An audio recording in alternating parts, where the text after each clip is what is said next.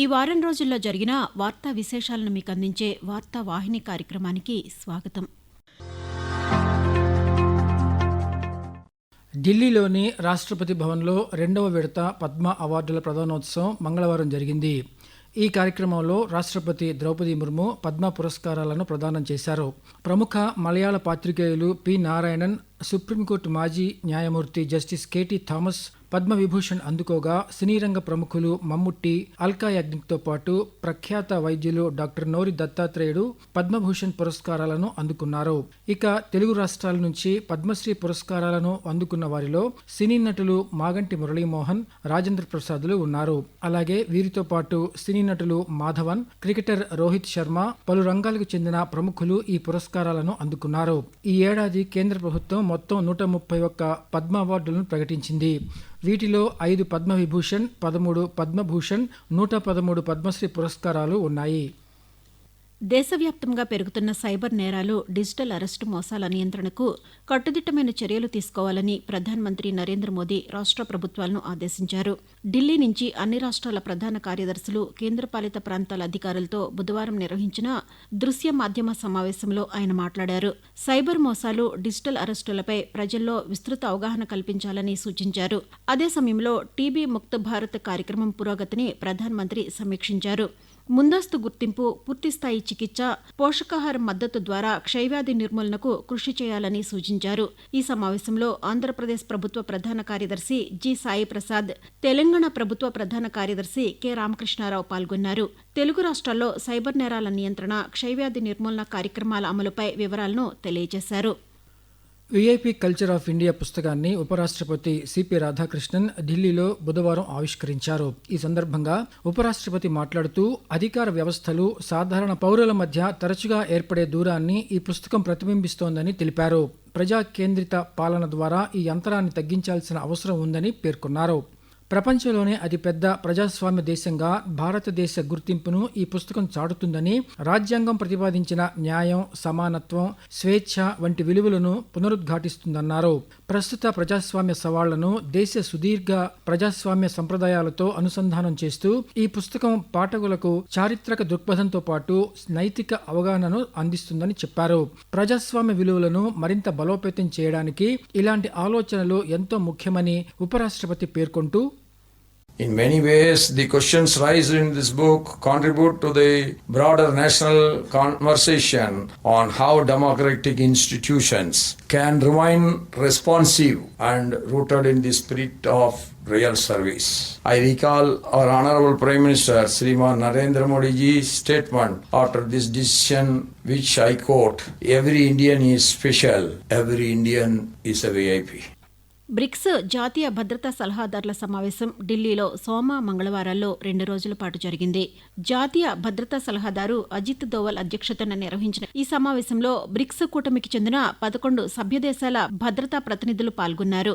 ఈ కూటమిలో Bharat, Brazil, China, Egypt, Ethiopia, Indonesia, Iran, Russia, Saudi Arabia, దక్షిణాఫ్రికా, యునైటెడ్ అరబ్ ఎమిరేట్స్ దేశాలు సభ్యులుగా ఉన్నాయి.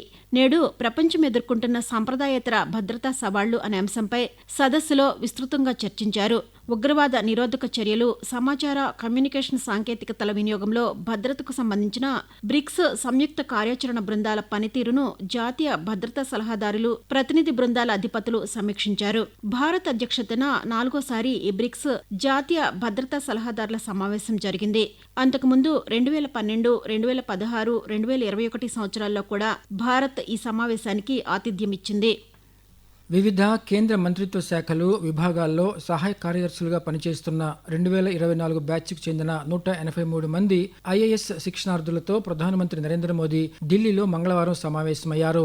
వికసిత్ భారత్ లక్ష్య సాధనలో యువ సివిల్ సర్వెంట్లు కీలక పాత్ర పోషించాలని ఈ సందర్భంగా ప్రధానమంత్రి పిలుపునిచ్చారు. నాగరిక్ దేవో భవ స్ఫూర్తితో అధికారులు విధులు నిర్వహించాలని సూచించారు. దేశ నిర్మాణంలో బలమైన లక్ష్య సాధన, నూతన ఆవిష్కరణలు, పౌర కేంద్రీకృత పాలనకు ప్రాధాన్యం ఇస్తూ అంకితభావంతో పనిచేయాలన్నారు. ప్రభుత్వంలోని అన్ని శాఖలు, విభాగాలు సమన్వయంతో పనిచేసినప్పుడే ప్రజలకు మెరుగైన సేవలు అందించగలమని పేర్కొన్నారు.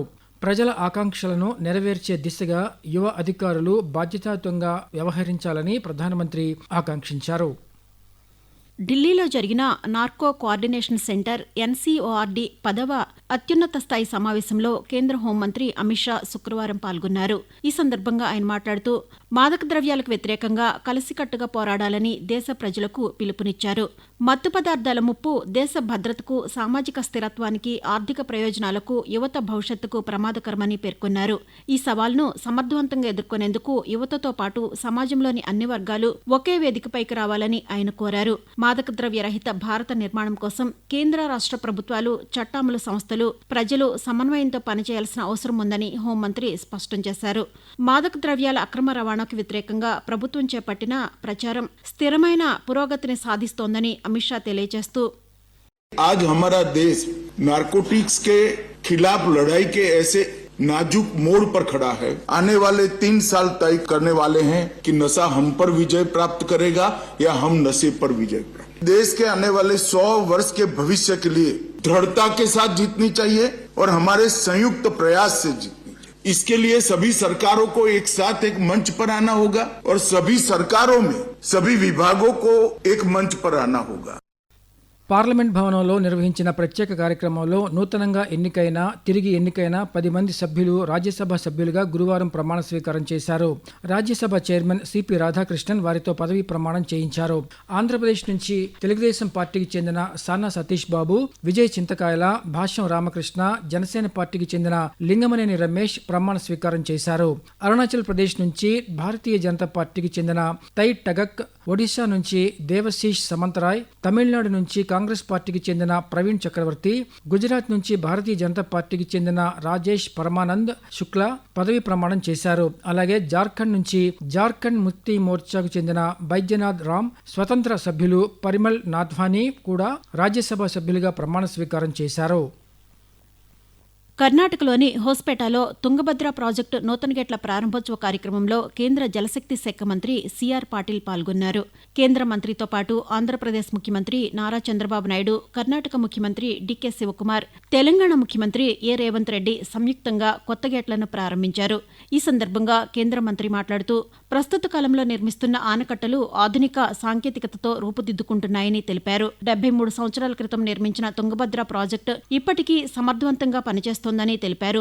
ఆధునిక సాంకేతికతతో కొత్త గేట్లను ఏర్పాటు చేయడం ద్వారా ప్రాజెక్టు భద్రత, సామర్థ్యం మరింత పెరుగుతుందని పేర్కొన్నారు. నర్మదా సరోవర్ నదీ జలాలను అనుసంధానం చేసే కార్యక్రమాన్ని విజయవంతంగా అమలు చేశామని, దాని ఫలితంగా గుజరాత్లో నీటి లభ్యత గణనీయంగా పెరిగిందని సిఆర్ పాటిల్ తెలియజేస్తూ जो केंद्र सरकार की ओर से जो तय होगा, किसी को अन्याय न हो, जो पानी देना है वो पानी सबको मिले, इस तरह की योजना बने, इसके लिए आज तीनों मुख्यमंत्रियों ने सहमति दी है।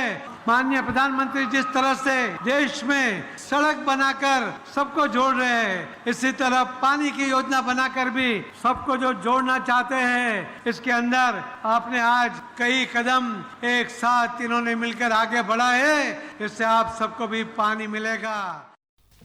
ఓడల రీసైక్లింగ్ రంగంలో భారత్ 2025 సంవత్సరంలో ప్రపంచంలోనే అగ్రగామి దేశంగా నిలిచింది. ప్రపంచ ఓడల రీసైక్లింగ్లో భారతదేశ వాటా 2024లో 30% ఉండగా 2025 నాటికి అది 35.4% పెరిగినట్లు ఐక్యరాజ్య సమితి వాణిజ్య అభివృద్ధి సదస్సు UNCTAD తన తాజా నివేదికలో వెల్లడించినట్లు కేంద్ర ఓడరేవులు, నౌకాయానం, జల మార్గాల మంత్రిత్వ శాఖ సోమవారం ఒక ప్రకటనలో తెలిపింది. దేశంలో ఓడల రీసైక్లింగ్ పరిమాణం 2024లో 1.86 మిలియన్ స్థూల టన్నుల నుంచి 2025 నాటికి 2.99 మిలియన్ స్థూల టన్నులకు పెరిగినట్లు మంత్రిత్వ శాఖ పేర్కొంది. ఇది దాదాపు 60% వృద్ధిని సూచిస్తుందని తెలిపింది. పర్యావరణ అనుకూల విధానాలు, ఆధునిక సాంకేతికత వినియోగం, అంతర్జాతీయ ప్రమాణాలకు అనుగుణంగా చేపట్టిన సంస్కరణల ఫలితంగానే ఈ పురోగతి సాధ్యమైందని మంత్రిత్వ శాఖ వెల్లడించింది. భారత్ సారథ్యంలో నిర్వహించిన 11వ బ్రిక్స్ దేశాల ఇంధన శాఖల మంత్రుల సదస్సు హర్యానాలోని గురుగ్రామ్లో గురువారం విజయవంతంగా ముగిసింది. 2 రోజుల పాటు జరిగిన ఈ సదస్సులో అంతర్జాతీయ ఇంధన రంగం ఎదుర్కొంటున్న ప్రధాన సవాళ్లు, సభ్య దేశాల మధ్య పరస్పర సహకారాన్ని బలోపేతం చేసే అంశాలపై విస్తృతంగా చర్చించినట్లు కేంద్ర విద్యుత్ మంత్రిత్వ శాఖ తెలిపింది. బ్రిక్స్ సభ్య దేశాల ఇంధన మంత్రులు, ఉప మంత్రులు, ఉన్నతాధికారులు ఈ సమావేశంలో పాల్గొన్నారు. ఈ సదస్సునుద్దేశించి కేంద్ర విద్యుత్ శాఖ మంత్రి మనోహర్ లాల్ ఖట్టర్ మాట్లాడుతూ దేశ ఆర్థిక వృద్ధి, సామాజిక ప్రగతి, మానవ అభివృద్ధికి ఇంధన రంగం అత్యంత కీలకమని పేర్కొన్నారు. ఇంధన రంగంలో సహకారాన్ని మరింత విస్తరించేందుకు బ్రిక్స్ దేశాలు కట్టుబడి ఉన్నాయని మంత్రి తెలుపుతూ Guided by the vision of our Honorable Prime Minister and the BRICS chairship theme, Building for Resilience, Innovation, Cooperation and Sustainability, India seeks to strengthen BRICS cooperation towards building energy systems that are resilient, future-ready, technologically advanced, environmentally sustainable and people-centric. India's own energy journey reflects this approach. న్యూఢిల్లీలో institute of chartered accountants of India ICAI నిర్వహించిన AI innovation సమ్మిట్లో కేంద్ర సంస్కృతి పర్యాటక శాఖ మంత్రి గజేంద్ర సింగ్ షెకావత్ శుక్రవారం పాల్గొని ప్రసంగించారు. ఆవిష్కరణలు, పారదర్శకత, సామర్థ్యానికి కృత్రిమ మేధ కొత్త పునాదిగా మారుతోందని పేర్కొన్నారు. వికసిత్ భారత్ సంకల్పాన్ని సాకారం చేయడంలో ఆధునిక సాంకేతికత, ఆవిష్కరణలు కీలక పాత్ర పోషిస్తాయని కేంద్ర మంత్రి అన్నారు. పరిపాలన, పరిశ్రమలు, సేవారంగం, విద్య సహా అన్ని రంగాల్లో కృత్రిమ మేధ వినియోగం వేగంగా పెరుగుతోందని ఆయన పేర్కొన్నారు. కృత్రిమ మేధ ప్రపంచవ్యాప్తంగా ప్రతి రంగంలోనూ విప్లవాత్మక మార్పులకు దారితీస్తోందన్నారు. సాంకేతిక పరిజ్ఞానాన్ని బాధ్యతాయుతంగా వినియోగిస్తూ ఆవిష్కరణలకు ప్రోత్సాహం అందించడం ద్వారా దేశాభివృద్ధిని మరింత వేగవంతం చేయవచ్చని గజేంద్ర సింగ్ షెకావత్ పేర్కొన్నారు. అంతర్జాతీయ మాదక ద్రవ్యాల దుర్వినియోగం, అక్రమ రవాణా వ్యతిరేక దినోత్సవాన్ని పురస్కరించుకుని ఆంధ్రప్రదేశ్ వ్యాప్తంగా పలు జిల్లాల్లో మత్తు పదార్థాల నిర్మూలనపై అవగాహన కార్యక్రమాలు నిర్వహించారు. మాదక ద్రవ్యాల వినియోగం వల్ల కలిగే దుష్పరిణామాలపై ప్రజల్లో చైతన్యం కలిగించేందుకు వివిధ శాఖల ఆధ్వర్యంలో ర్యాలీలు, ప్రతిజ్ఞా కార్యక్రమాలు చేపట్టారు. ఈగల ఆధ్వర్యంలో నషాముక్త్ భారత్, వికసిత్ భారత్ కి పెహచాన్ అనే నినాదంతో అవగాహన ర్యాలీలు నిర్వహించారు. అమరావతిలో నిర్వహించిన రాష్ట్ర స్థాయి కార్యక్రమంలో హోంమంత్రి వంగలపూడి అనిత పాల్గొన్నారు. ఈ సందర్భంగా ఆమె మాట్లాడుతూ మాదక ద్రవ్యాల నిర్మూలనకు ప్రభుత్వం కట్టుబడి ఉందని, యువత భవిష్యత్తును కాపాడేందుకు సమాజంలోని అన్ని వర్గాలు భాగస్వాములు కావాలని ఆమె పిలుపునిచ్చారు.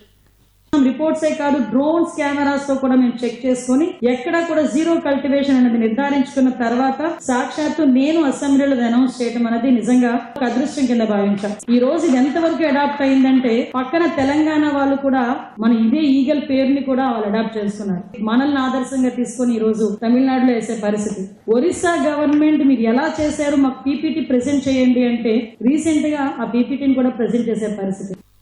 న్యూఢిల్లీలో ట్రేడ్ వాచ్ త్రైమాసిక నివేదిక తాజా సంచికను నీతి ఆయోగ్ ఉపాధ్యక్షులు డాక్టర్ అశోక్ కుమార్ లాహిరి మంగళవారం విడుదల చేశారు. ఈ సందర్భంగా ఆయన మాట్లాడుతూ భారతదేశ వాణిజ్యం గత త్రైమాసికంలో 5.4% వృద్ధి సాధించిందని తెలిపారు. గత త్రైమాసికంలో భారత ఎగుమతులు $1.84 ట్రిలియన్ చేరుకున్నాయని పేర్కొన్నారు. అదే సమయంలో దిగుమతులు 6.5% వృద్ధి నమోదు చేసినట్లు తెలిపారు. ప్రపంచ వాణిజ్యంలో భారతదేశ పాత్రను సమగ్రంగా విశ్లేషిస్తూ ఈ నివేదికను రూపొందించినట్లు చెప్పారు.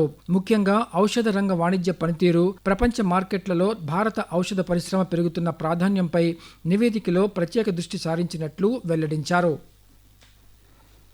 ఉత్తరప్రదేశ్ రాజధాని లక్నోలోని అలీగంజ్ ప్రాంతంలో ఉన్న ఒక కోచింగ్ సెంటర్లో సోమవారం సంభవించిన భారీ అగ్ని ప్రమాదంలో 15 మంది మృతి చెందగా పలువురు గాయపడ్డారు. ఈ ఘటనపై ప్రధానమంత్రి నరేంద్ర మోదీ తీవ్ర దిగ్భ్రాంతి వ్యక్తం చేశారు. మృతుల కుటుంబాలకు ప్రగాఢ సానుభూతి తెలియజేసిన ఆయన గాయపడిన వారు త్వరగా కోలుకోవాలని ఆకాంక్షించారు. మృతుల కుటుంబాలకు ప్రధానమంత్రి జాతీయ సహాయ నిధి నుంచి 2 లక్షల రూపాయలు, గాయపడిన ప్రతి ఒక్కరికి 50,000 రూపాయల చొప్పున ఆర్థిక సాయం అందజేసినట్లు ప్రకటించారు. ఆంధ్రప్రదేశ్లోని నెల్లూరు నగరంలో స్వర్ణాల చెరువు వద్ద ప్రసిద్ధ రొట్టెల పండుగ శుక్రవారం ప్రారంభమైంది. 5 రోజుల పాటు జరిగే ఈ ఉత్సవంలో రాష్ట్రంలోని వివిధ జిల్లాలతో పాటు ఇతర రాష్ట్రాల నుంచి కూడా పెద్ద సంఖ్యలో భక్తులు పాల్గొంటున్నారు. భక్తులు బారా షహీద్ దర్గాను దర్శించుకుని అనంతరం స్వర్ణాల చెరువులో తమ కోరికలకు అనుగుణంగా రొట్టెలను పరస్పరం ఇచ్చిపుచ్చుకుంటున్నారు.